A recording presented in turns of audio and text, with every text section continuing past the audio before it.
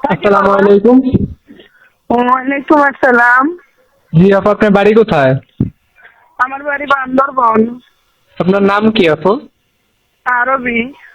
তো আরবি আপু, যে ফটোটা পাঠিয়েছেন এটা কি আপনার? হ্যাঁ, এটা আমার। মাশাআল্লাহ, দেখতে খুব সুন্দর। বিয়ে শাদী হয়েছিল আপনার? না, আমার বিয়ে শাদী হয়নি। আমি হিন্দুর মেয়ে, মুসলমান হয়েছি। ও, বুঝতে পারছি। আগে হিন্দু ছিলেন, এখন ধর্ম চেঞ্জ করে মুসলমান হয়েছেন নাকি? হ্যাঁ হ্যাঁ হ্যাঁ, এখন আমি মুসলমান হয়েছি। আগে আমি হিন্দু ছিলাম, এখন মুসলমান হয়েছি। বুঝতে পারছি। তো যদি কোনো দর্শক আপনার এই কথোপকথনের কথা শুনে আপনাকে মাইনা নেয়, এবং কি আপনার পরিবারে কে কে আছে? আমার যদি বিপদে আপদে আমার পাশে দাঁড়ায়, তা আমার কোনো সমস্যা নেই। আমার ছোট একটা বোন আছে, আমার মা বাবা মারা গেছে। আচ্ছা, তো এখন আপনি ছোট বোনটাকে আর আপনাকে যদি মাইনা নেয়, তাহলে আপনার কোনো আপত্তি আছে বিয়া বসতে? না না, আমার কোনো সমস্যা নেই।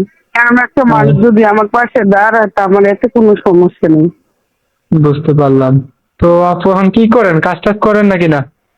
আমি মানুষের বাসা বাড়ি কাজ করি। বুঝতে পারছি। তো আপনার কোনো মোবাইল নাম্বার আছে, ইমো নাম্বার আছে? এইটাই আমার ইমো নাম্বার। আমার ইমো নাম্বার দিয়ে আমার মোবাইলের ক্যামেরা নষ্ট।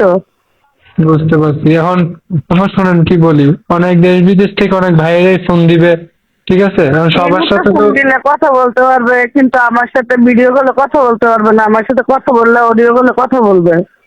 ও, বুঝতে পারছি। ঠিক আছে, এটা আপনি যার সাথে মনের কথা শেয়ার করবেন তার সাথে বলে নিন, ঠিক আছে? আমি আপনার আচ্ছা, নাম্বারটা ঠিক এবং আছে। ফটোটা আমি ভিডিওর স্ক্রিনে দিয়ে দিব। আচ্ছা, আসসালামু আলাইকুম। ওয়ালাইকুম আসসালাম।